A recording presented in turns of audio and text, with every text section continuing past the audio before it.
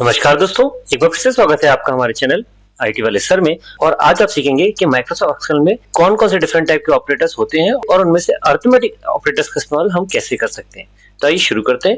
सबसे पहले अपनी एक्सेल फाइल ओपन कर लेते हैं और देखते हैं 4 डिफरेंट तरीके के ऑपरेटर्स पाए जाते हैं। तो अरिथमेटिक ऑपरेटर्स के अंदर हमें 6 डिफरेंट टाइप के ऑपरेटर्स मिलते हैं, जिसमें सबसे पहला होता है ऐड या प्लस। 2 वैल्यूज या 2 से ज्यादा वैल्यूज को प्लस करने के लिए आप एडिशन ऑपरेटर का इस्तेमाल कर सकते हैं। फॉर एग्जाम्पल, जब भी आप कोई फॉर्मूला एंटर कर रहे हैं तो आप हमेशा फॉर्मूला इक्वल टू से चालू करें और जो भी आपको वैल्यूज देनी है, फॉर एग्जांपल 2 + 3, और आप जैसे ही एंटर करेंगे, एंटर करने के बाद आप देखेंगे आपको जो रिजल्ट है वो मिल जाएगा और यहाँ फॉर्मूला बार में आपको जो वैल्यू थी जो आपने इंसर्ट करी थी वो आपको दिखाई दे रही है। ठीक है, इसको एक बार फिर से ध्यान से देखते हैं कि फॉर्मूला बनाने के लिए सबसे पहले आप इक्वल टू टाइप करेंगे तो एक्सेल को इक्वल टू से पता लग जाता है कि फॉर्मूला यहाँ से चालू हो रहा है।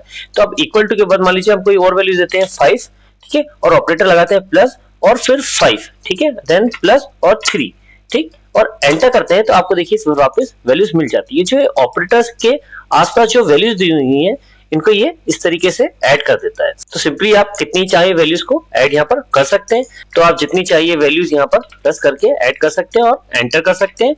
तो जो एडिशन ऑपरेटर है वो जितनी भी वैल्यूज हैं आसपास उनको ऐड कर देगा और आपको टोटल रिजल्ट यहाँ पर दे देगा। देन दूसरा आता है दोस्तों सब्ट्रैक्शन। सब्ट्रैक्ट का मतलब होता है माइनस करने के लिए। तो फॉर्मूला हमेशा बनाने के लिए वापस इक्वल टू चालू करें, कोई भी वैल्यू दें और ऑपरेटर लगाएं सब्ट्रैक्शन का, देन वो वैल्यू जो इसमें से माइनस करनी है, फॉर एग्जांपल 5, तो हम यहाँ एंटर करते हैं तो यहाँ देखिए ऑटोमेटिकली रिजल्ट प्रोवाइड करवा देता है।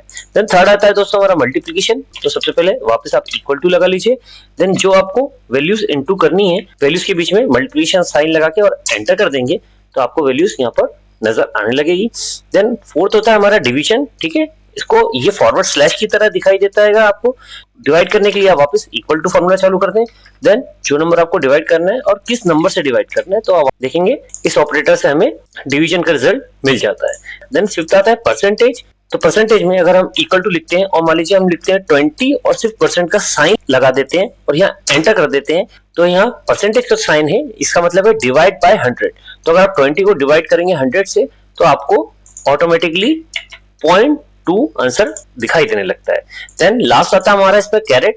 तो अगर वैल्यूज आपको एक्सपोनेंशियल फॉर्म में चाहिए, फॉर एग्जांपल 2 कि 2 3 बार इन 2 यानी कि 2 2 जा 4 और 4 2 जा 8, और जैसे मैं इसको एंटर करता हूं तो आप देखिए ये 8 रिजल्ट मुझे इस तरीके से मिलाई दे रहा है। तो इस तरीके से मैं किसी का भी एक्सपोनेंशियल फॉर्म यहाँ पर निकाल सकता हूँ। अगर मैं मान लीजिए 2 की पावर देखना चाहता हूँ कि 32 बार अगर मैं 2 को इंटू करूंगा तो क्या वैल्यूज आएगी, तो ऑटोमेटिकली मेरे पास रिजल्ट यहाँ पर आ जाता है। अगर मैं बोलूंगा 2 की पावर 8 बार करिए तो फिर 256 इस तरीके से आ जाता है। तो आप जितने भी चाहे कैरेट ऑपरेटर का इस्तेमाल करके इस टाइप से वैल्यूज निकाल सकते हैं। तो ये तो होगा दोस्तों इसके सिंपल एग्जांपल्स।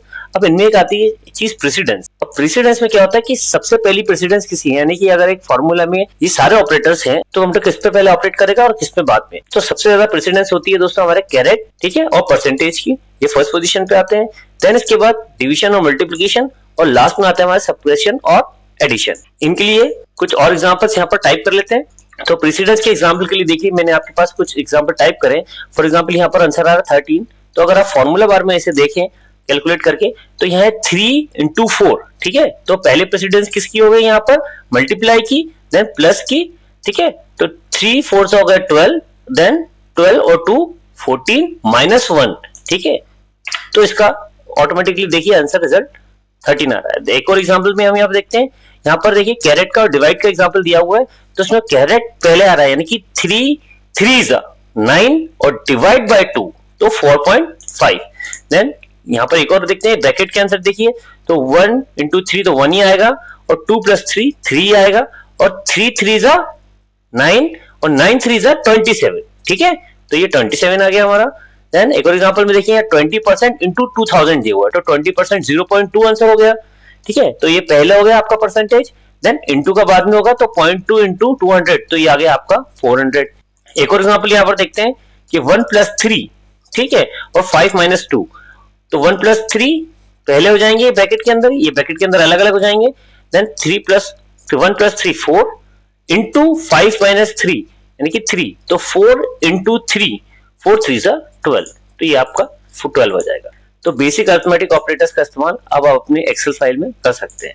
धन्यवाद दोस्तों, जय हिंद, जय भारत।